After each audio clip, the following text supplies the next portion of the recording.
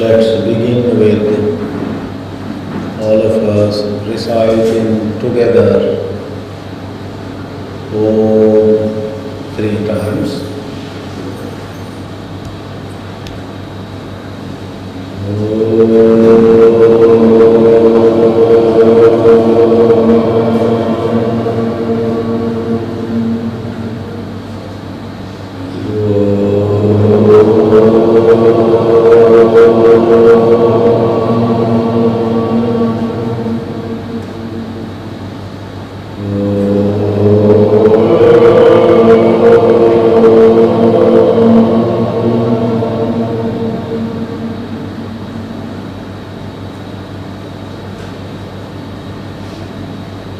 Om Shri Chinmaya Sadgurave Namaha. Om Namo Bhagavate Shri Ramanaya.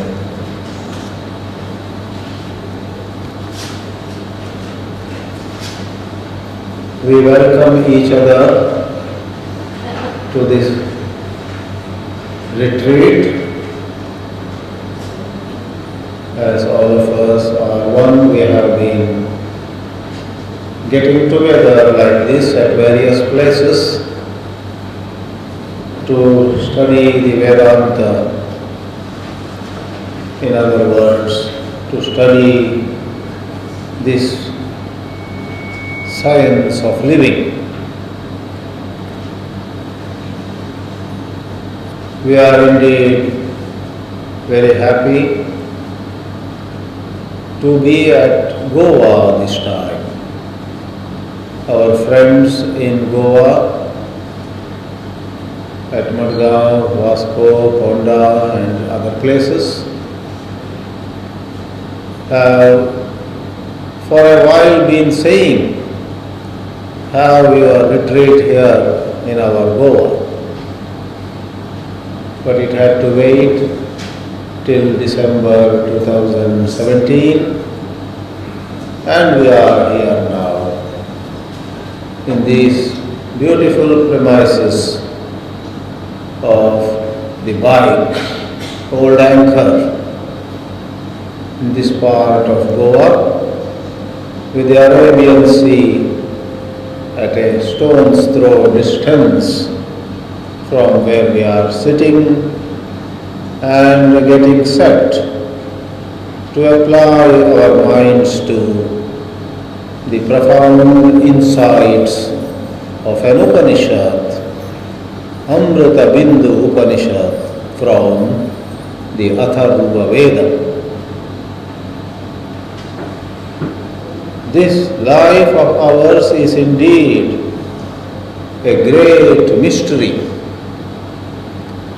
and the sad part of this story is for very long, all of us keep knocking at the wrong door for the solution to our fundamental problem.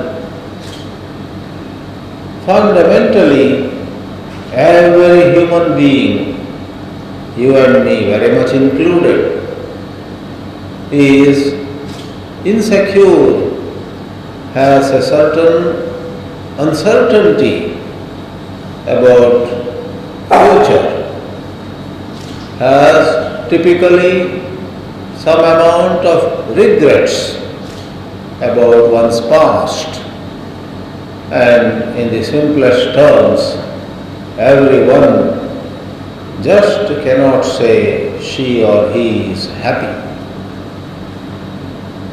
Everyone seeks happiness. Everyone wants to be totally free of fear. Everyone wants to be really free of all kinds of uncertainty. Like the little story so aptly narrated by Shreya, the Master of Ceremonies, this evening, the boy wanted that in the shadow the hand touched the head. But as he was trying to touch the shadows or the head of the shadow, the head of the shadow would go further and further. Even as he was chasing his own shadow, in order that he could lay his hand upon the head of the shadow would just go further and further. Likewise, in our life, every one of us goes after certain financial stability. We go after money, some more and some less. Every one of us goes after varieties of pleasures, varieties of comforts.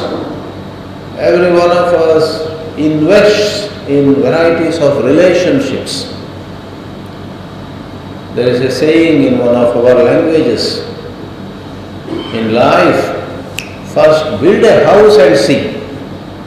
Then there is a saying, marry and see. Build a house, your own house, and there is a lot involved.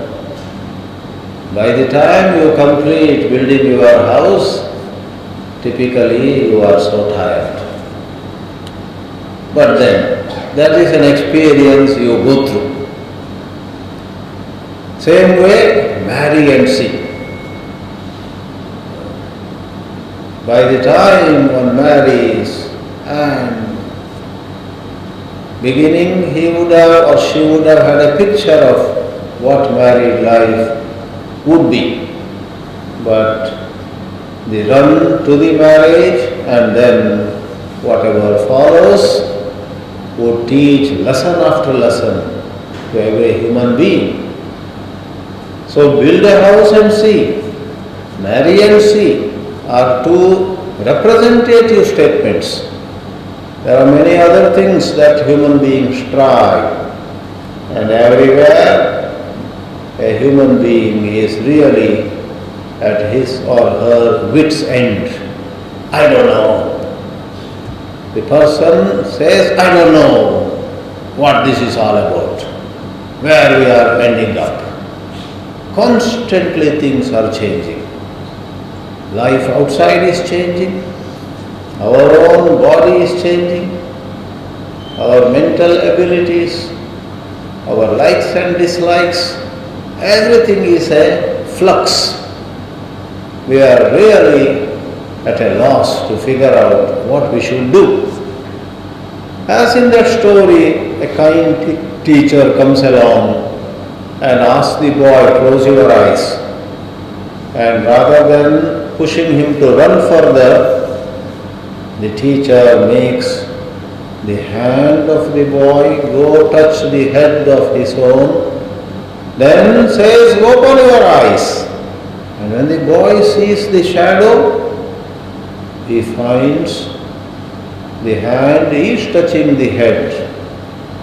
So something inward, something inside us, not out there, but within here, makes all the difference. In the Upanishads, it is not about giving some fancy ideas to you, but it is all about giving to you actually a solid revelation. The Upanishads place before you a solid truth. It is up to you to face that truth.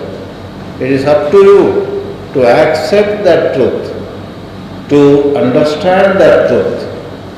Or if you are still dilly-dallying, if you are still wobbling, if you are still caught in numerous fancies of the world, you may postpone realizing the truth conveyed by the Upanishads. The Upanishads say to you the truth of your existence.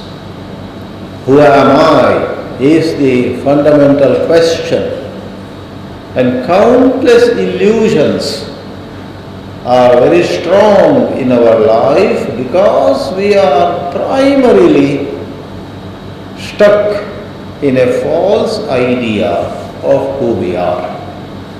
We don't want to let go of that false idea of who we are and holding tightly that false idea, we want to discover or find lasting happiness. The truth is as simple as this. You are not the personality having some spiritual truth about you. You are actually the spiritual truth having a personality at your hands. To use a different expression, you are primarily a certain intelligence.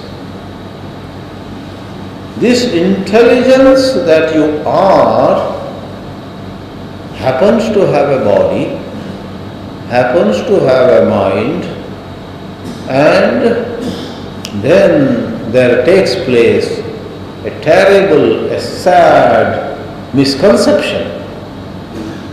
The misconception is that this body and mind is you, and these scriptures are talking about me having a soul, me having a pure consciousness principle. I don't know whether there is any such thing, You go wondering, what a terrible upside down situation. You are the pure consciousness principle, and this body and the associated subtler dimension of the body, which is the mind, are actually a passing show. They are peanuts. They are a drop in the bucket. You actually are far subtler, far more sukshma. You actually are something that defies any description. The body that is described has taken you for a long ride. This personality has made you get so obsessed with it. You are just not listening to any advice. You are just not listening to any spiritual instruction given by anybody. Once in a while there comes an extraordinary saint who has realized this truth. She or he then goes round and says, look, this is the truth. And there have been so many saints, sages, mystics, sadhus, Babajis, everybody, who have been actually even killed, who have been stoned, who have been called pagal, mad chaps, madcaps, who have been simply denied even a meal. For the society, steeped in its ignorance, is not happy to hear this truth. The liberating truth, alas, is not welcome in this society. Therefore, certain masters, certain great gurus, out of their compassion, present the truth, spicing it up with humor, with stories, with parables, with drama, with histrionics. Of course, certain other saints and sages bear with all the rejection from the society, but without taking recourse to all that drama, they gently and quietly carry on with their job, for ultimately satyameva jayate. Truth alone wins. So we have both kinds of saints and sages, but the point remains, the fact remains, that such saints and sages who have actually seen the truth of human life are one in a million. But thank God, that is the good news, that is the good side of the story. To make a last reference to that boy chasing the head of his own shadow, there is the good side finally. Thank God, his kind teacher comes and helps him find out a way how the hand could ever touch the head in the shadow. Touch here, the shadow over there also will have the hand touching the head. Likewise, meditate, inquire. You and I are here at this retreat not just for time pass, not just for fun. We will have some fun also. After all, life is certainly meant as a celebration. Life is for enjoying. Life is not for pulling long faces. Spirituality doesn't ask us to stop laughing. Spirituality doesn't ask us to stop enjoying good food or music or dance or movies or any such thing. Spirituality asks us to put everything in their proper places.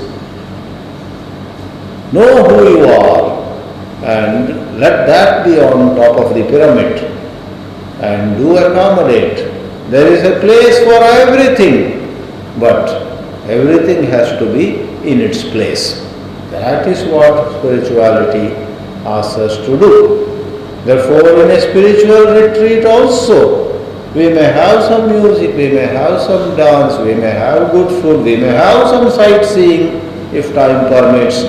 We may have many such fun-filled things. But those are not the central dimension of this retreat. In this retreat, hopefully all of us would actually rise above certain conceptual bondages. Most of us have enough of words with us. Most of us, if not give a lecture, can actually use many words. If not actually give a lecture or give a talk, when somebody like me says a word, a hi-fi word, most of you here would say, yes, I know it. I have heard it. In fact, you told a joke. I have a better one here. Give me a chance. I will tell you at dinner. Many of you know enough stories, enough jokes, enough of parables, and many of you, in fact, can supplement my material. In fact, whenever we travel, we do get members of the audience who later on even present us with a book to read. These days, of course, technology is pushing it further. They send to us a web link, a link to some website, a link to some video, link to some YouTube video. For immediately their intelligent mind connects what the speaker has said to something that they have watched, something that they have read, and so on. In my recent tour of California, while audiences everywhere appreciated, enjoyed, and thanked me for my talks, invariably everywhere they told me, Swamiji, you must watch that movie. And in my typical nature, I said, please tell me what it is. Note it down. You must visit that website. You must meet that person. You must listen to that lady, and so on. What I mean to say is, none of you is short of knowledge as such. There is a lot of knowledge. For years you have been hearing, and therefore knowledge as such you have. But where are you stuck? Where are you really unable to move further? What is binding you?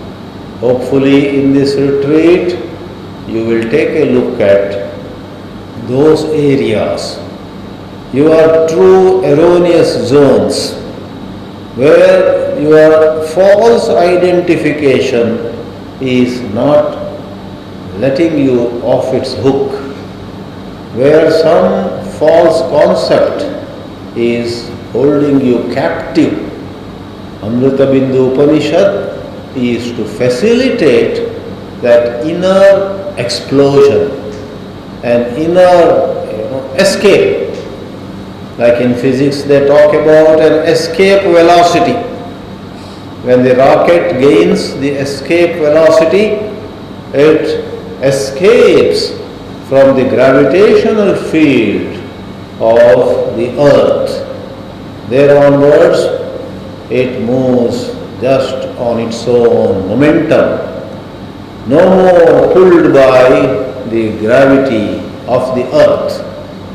Likewise, can we escape from that very powerful force, far more powerful than this gravity, which is no other than the grip of thought over us. A certain thought. You may ask me, what thought are you talking about? It is no other than the I thought. I-thought. Somebody here has the thought, all said and done, I am a Brahmin. That is a I thought. Or somebody else, all said and done, I am not a Brahmin. All said and done, I am from a rich family. All said and done, I am a very handsome man. All said and done, I am somebody with high IQ. No matter what. These are all random descriptions I have given you. All said and done, you stick to some notion. Memories of what has happened so far in your life, if not of your previous lives also, create again and again a certain picture of who you are. Those memories are mere thoughts. Every one of us imagines that, yes, Swamiji, yes, you are right. But that's what I am trying to work on, those memories. And once these memories decrease, I am going to reflect on the Vedanta. Once these worldly thoughts, Swamiji, I can tell you privately, openly I cannot tell you, it is a bit shameful. Privately I can tell you, I am even now not free from lust. Somebody says. Somebody else says, even now I am not free from anger. Somebody else says, I am not free from a sense of revenge I have. I want to teach somebody a lesson. Whatever it is. The problem is, this spiritual sadhaka thinks that first I must reduce this lust or anger or jealousy or revenge or something, then I will reflect on Vedanta, I will contemplate on God. Most of us, in spite of 24 hours of time given every morning when we get up, another 24 hours packet as though is given to us. Like these days, this Airtel, etc. have announced a new, way to buy. You buy some 445 rupees or something. Then for next 70 days, it's a daily dose. Every day you get 1 gigabyte of data. Every day you get some talk value. Sometimes if you use too much data, by afternoon it may be over. Then suddenly, I have already gone through it. Suddenly my internet doesn't work. Nothing. No WhatsApp. I am unable to think on Upanishads anymore. WhatsApp is down. How can I contemplate on Vedanta? What happened? I am just checking. Then I realized, oh, because I watched a few YouTube videos on my mobile, that 1 GB that Airtel gives me under the package I have bought is over. Other day one webinar also crashed because of that. Before I started the webinar, I had seen some videos. And therefore, without my recognizing the data balance, that is what they call. Like bank balance, you write a check, it bounces, right? Data balance is gone. So, every day we are given 24 hours. Coming to the point, what we do is we think, after I clear this work, after I clear this financial issue, after I do this, after I do that, and even when you are free sometimes, you are stuck somewhere, you are unable to do any work, then at least think of Upanishadic truth, then at least think of God. You say, no, I am trying to analyze what actually has gone wrong with my mother-in-law and me. And you go on brooding. If at that time somebody says to you, or your own mind says, hey, you are now free, you are unable to do any other work, this is the time. Think of God, do some Om Namah Shivaya, come on, 10 minutes, 20 minutes at least. You say, no, I think I am about to understand this relationship problem. Other day when she yelled at me, I said this and then she said that, then you find, whether it is mother-in-law or a politician wondering about why he lost his election, or an investor thinking about, or some entrepreneur thinking about how his business failed, whatever it is. All of us have our activities, right? We go on thinking about it. Actually, Upanishads say, you may do it a little bit, but this endless obsession, that's why we use the word obsession. You are so obsessed, even if God were to give you 26 hours, God sees that this Jio has unleashed a lot of packages. So, to meet with Jio, the challenge posed by Jio, God says from the heaven, I am going to give 26 hours to everybody, let us say. Now, how many of you, if you are given 26 hours per day, that means 2 hours extra, right? How many of you will give half of that 2 hours extra to spiritual practice? I am very sure hardly anybody. No matter how much time you get, you again will indulge, will engage. This shows that there is a fundamental problem. You just don't want to operate on a deeper level, which is ever available to you. There is available to you a deeper level, and alas, you just don't want to go there. You say that tomorrow maybe. Why not now? I am about to get a handle on this situation, finance or relationship, whatever. Hold on, just inquire, who am I? Just contemplate on the Upanishadic truth. Upanishads say that this mind itself is a humbug. All these are thoughts. My investors, my customers, my clients, my competitors, my in-laws, right?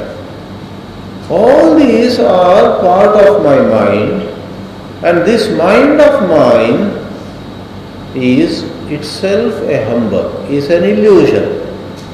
And rather than fixing something inside this domain of the mind, let me let me go by what the Upanishads are saying. Let me reflect, let me contemplate. I am the light that illumines these conflicts. I am the light that is letting me see the illness of the body. Some of us are sometimes worried about our failing health.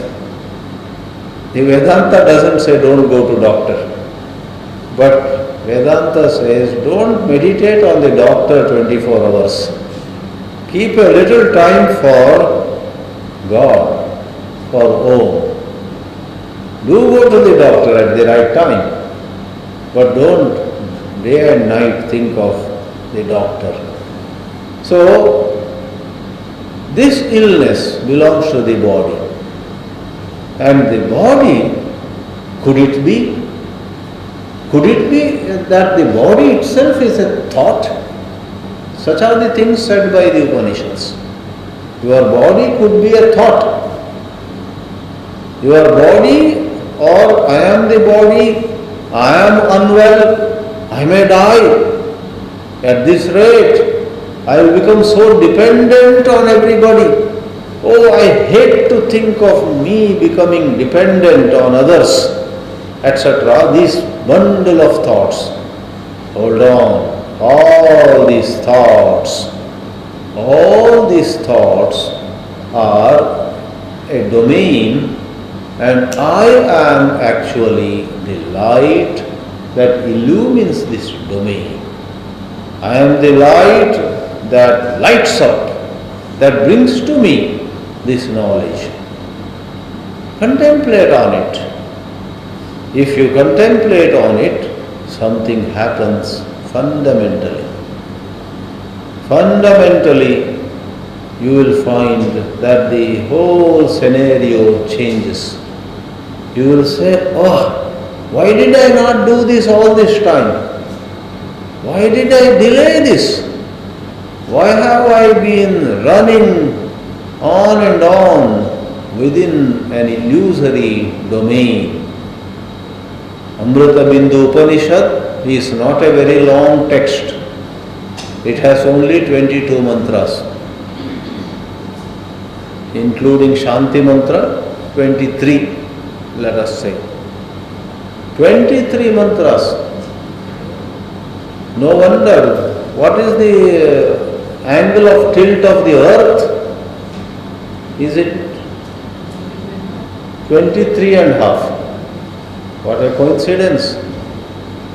23 and a half degrees is the angle of tilt of the earth as it rotates around the earth, around the sun, in its circular or elliptical movement around the sun. It has an angle. And here we have 23 mantras, approximately the same number. I find an interesting coincidence. We have a tilt in our thinking, and to straighten us, for us to see our own true nature properly, there are 23 mantras. In the case of the earth and the sun, as you may remember the basic physics all of you have studied, if the earth were not to have that tilt, if the earth were to be vertical and go around the sun like that, what would be the difference? No seasons. Any point would have the same weather 365 days of the year. Because of the tilt, as it moves to different points, some places the southern part of the earth is nearer to the earth, the northern part is farther, and certain other places the northern part is near, southern part is farther. Therefore, when we have summer, Australia would have winter. When they have summer, we have winter. You know, that basics. Likewise, the Jiva's experience is, because there is a tilt in thinking, tilt in perception, there is no straight seeing.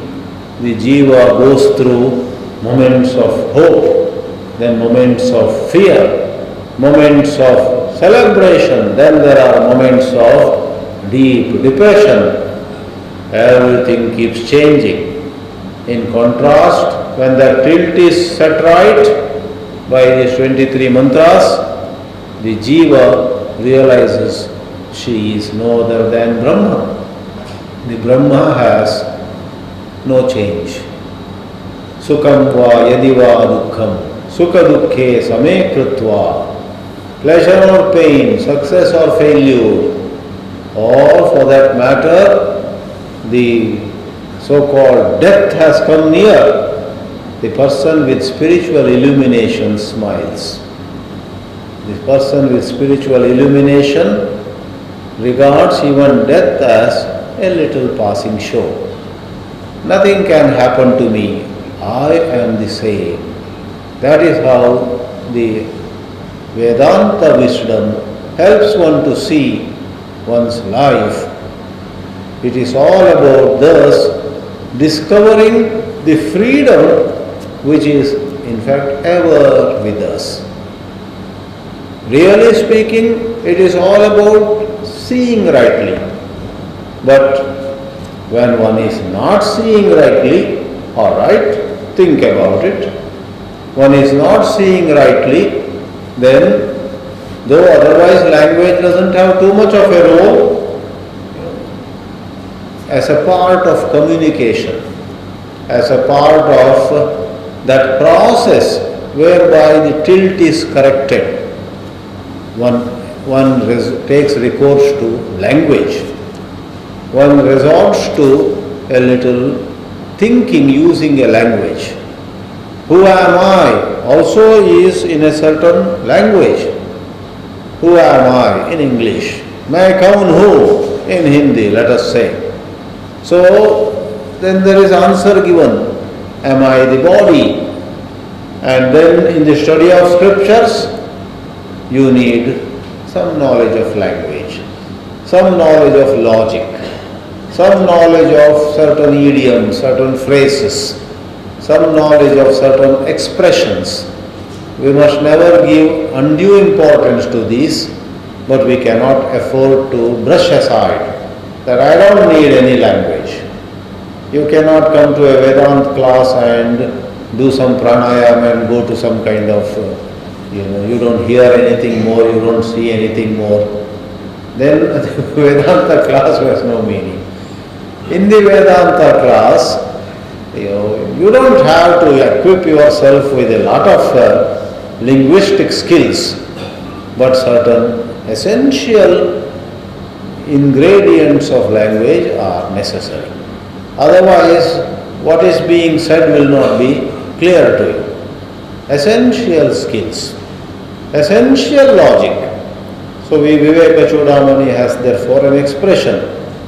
A student of the Vedanta, of this Jnana Yoga, has to be intelligent, has to be Medhavi. That is the word used.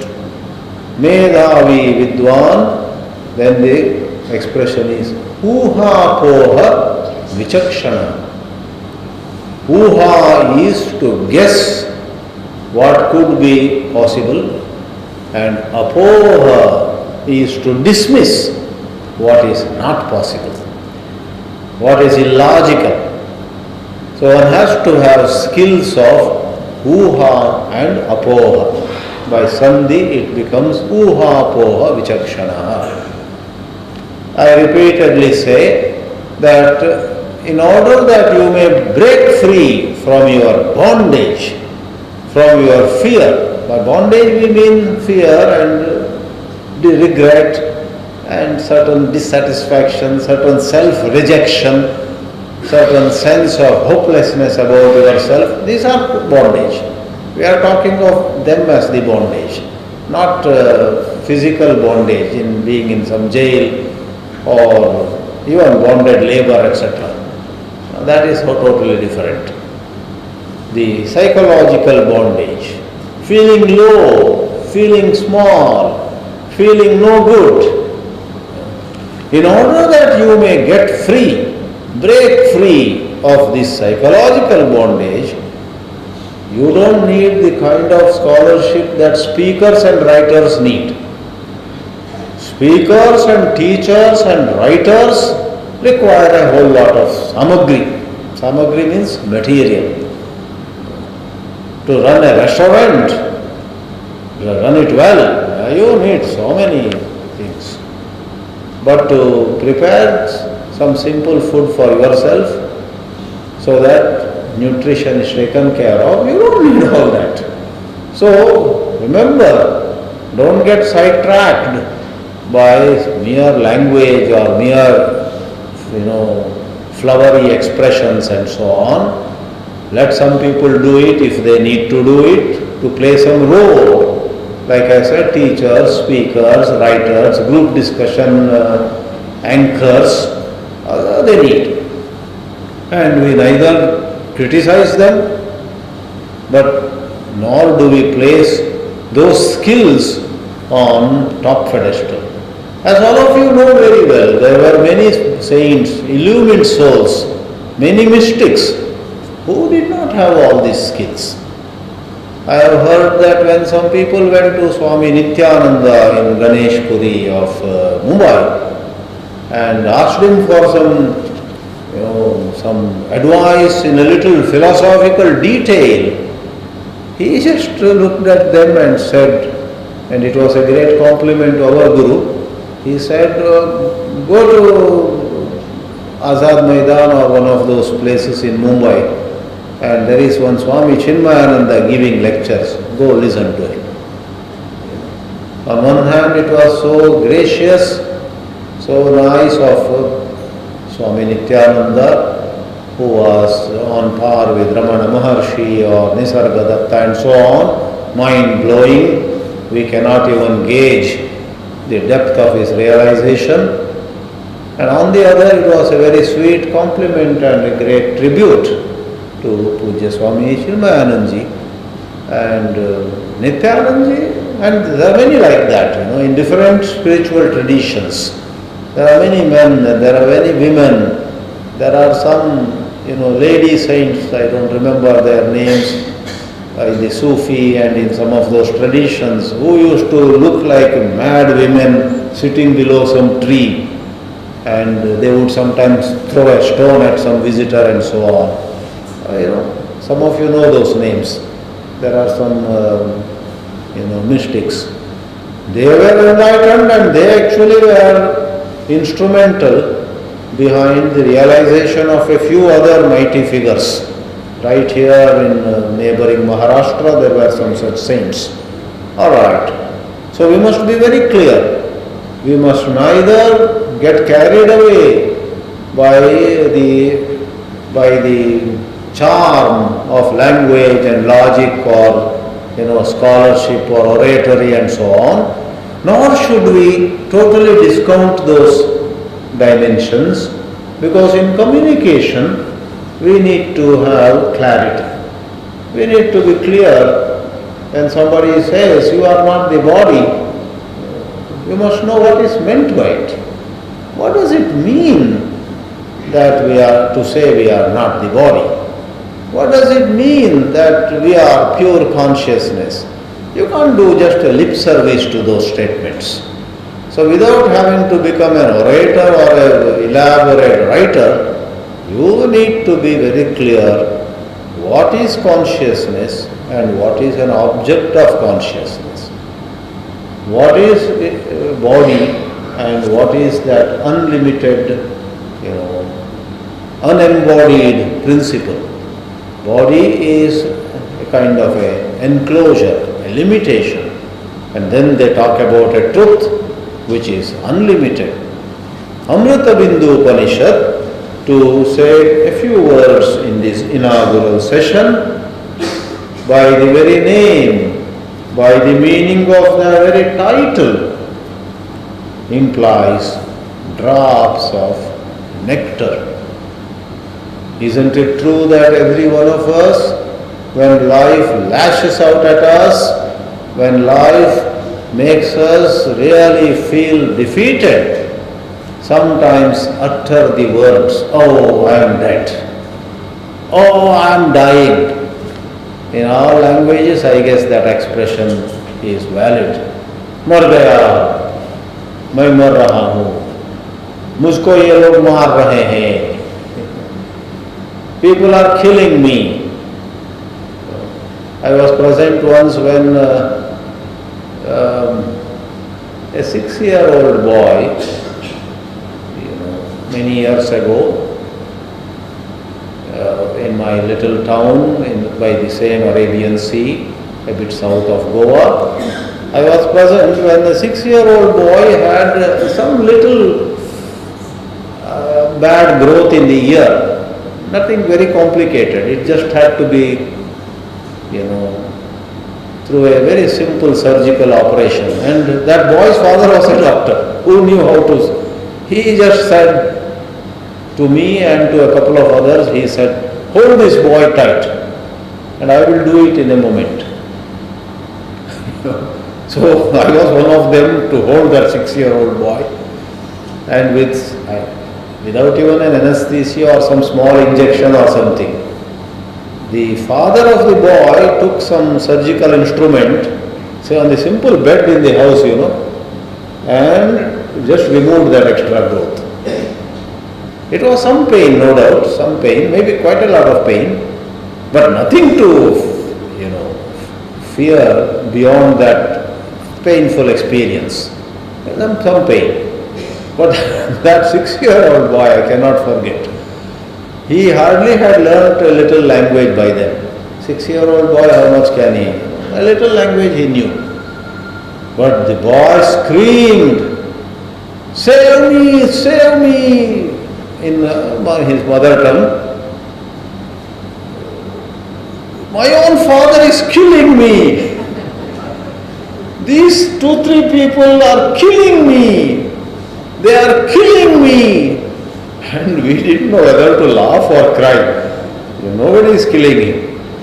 But he was saying that, "मुझे मार रहे हैं, मुझे मेरे जान ले रहे हैं ये लोग, बचाओ मुझको, कोई सुन रहे हैं." We were actually very amused that ये 6 साल का लड़का इतना कैसे सीखा to say like that, He expressed as though he had just rehearsed for some drama, He said in several ways, "They are killing me, I am going to die, my own father is killing me, this." Within a few minutes that thing was over, and then the father put a little cotton and some, something he put, and the boy was there, "You sleep for some time, everything will be over." Some small extra growth. So marraha.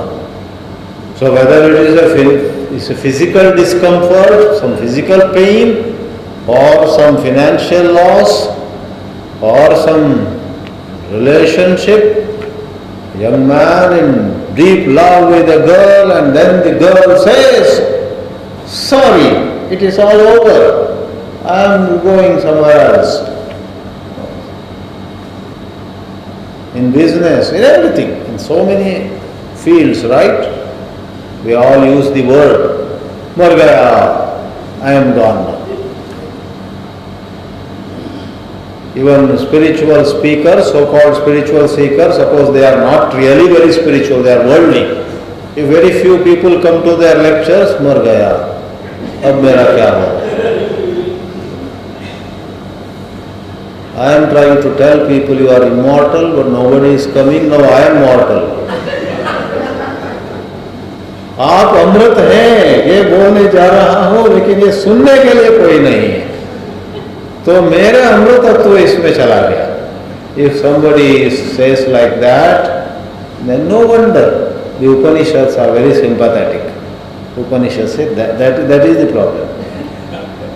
This imagining that money or some relationship or some little operation or something like that, so those events of the world, to imagine that can kill you is a big error.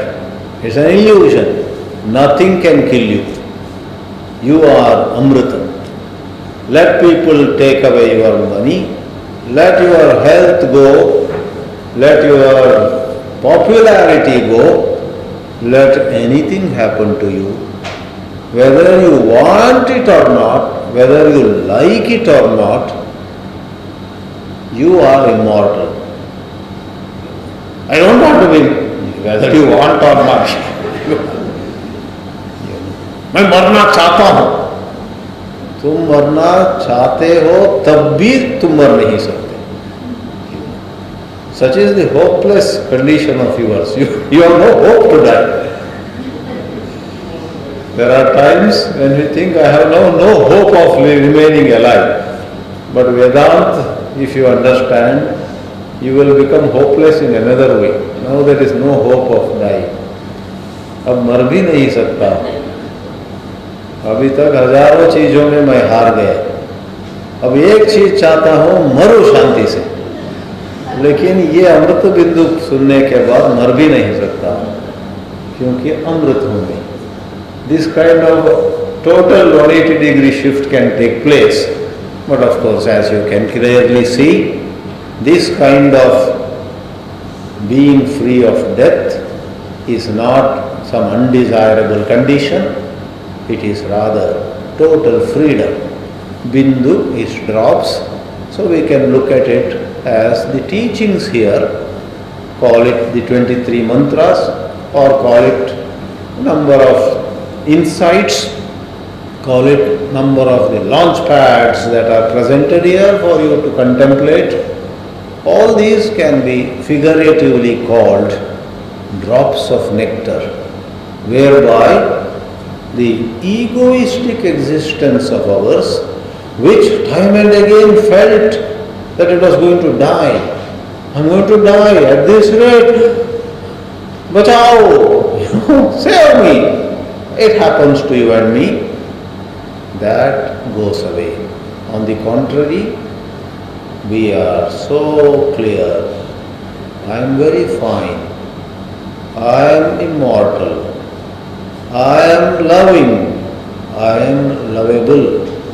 There is nothing that is wrong or nothing that is wanting in me. I am perfectly fine. I am completely okay. That is Amrita. Amrita Bindu Upanishad. The word Upanishad means a secret teaching.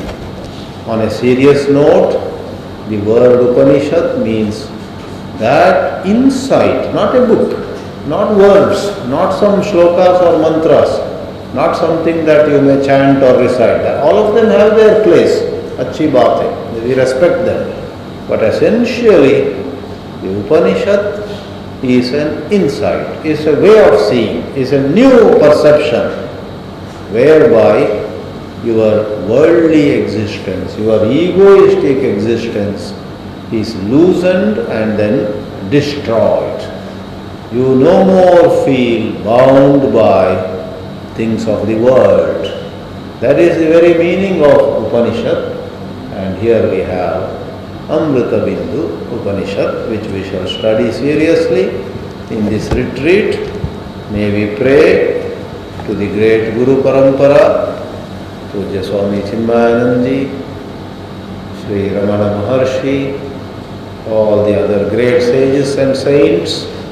May they bless us with the clarity of this supreme wisdom.